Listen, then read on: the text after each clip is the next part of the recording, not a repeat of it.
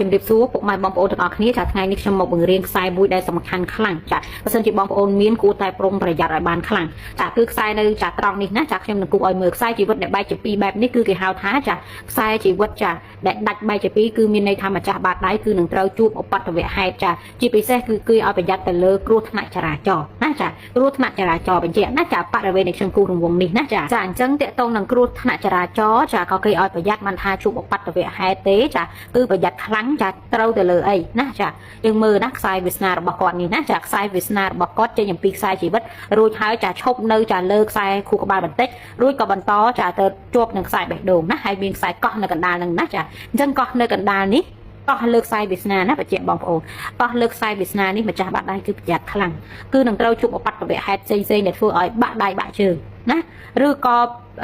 បញ្ហាពិការភាពណាមួយដែលអាចប្រកបការងារនៅក្នុងអាយុនឹងបានណាចាហើយចង់ដឹងថាមានហើយជួបក្នុងអាយុប្រហែលនេះចារាប់ទៅលើខ្សែជីវិតខ្ញុំធ្លាប់បង្រៀនហើយណាតាត្រង់នេះចា20ចា30 40 50 60 ចា75ណាចាអាយុខៃរបស់មនុស្សយើងបច្ចុប្បន្នគឺ75ណាកុំច្រឡំថា8ថា9អូទៅដល់89មិនត្រូវទេណាចាអញ្ចឹងចាយើងរាប់មើលទៅណាចាកន្លែងដែលបែកជាពីរនេះគឺចា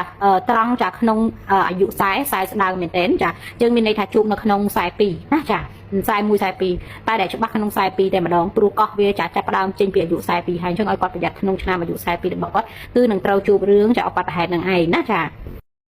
ចាជំរាបសួរពុកម៉ែបងប្អូនទាំងអស់គ្នាចាថ្ងៃនេះខ្ញុំមកឆ្លើយអំពី comment ដែលគាត់ comment សួរនេះណាចាគាត់ចង់ដឹងអំពីចាកោះនៅគល់នៃខ្សែគូក្បាលណាចានេះចាខ្សែគូក្បាលនេះចាបរិវេណនេះគឺសិតតែចាជាកោះទាំងអស់ណាចាជាកោះទាំងអស់នៅលើចានៃគល់ខ្សែគូក្បាលរបស់គាត់នេះចាអញ្ចឹងបងប្អូនចំណាំមើលឲ្យតែមូលដូចជាច្រវាក់ជួបគ្នាហ្នឹងគេហៅកោះហើយណានៅលើខ្សែគូក្បាលនេះអ្នកដែលមានកោះនៅលើខ្សែគូក្បាលនេះចាយើងពិនិត្យមើលខ្សែគូក្បាលរបស់គាត់សិតតែខូចណាចាខូចដោយចាមានចាអុចខ្មៅបែបនេះណាចាអុចខ្មៅបែបនេះចាខាងចុងនេះក៏អុចខ្មៅដែរចាអុចខ្មៅបែបនេះគឺមានន័យថាគឺខ្សែខួរក្បាលនោះគឺចុះកំសោយនៃការគិតណាចាមានន័យថាចាគឺគាត់គិតមិនបានវែងឆ្ងាយទេណាចា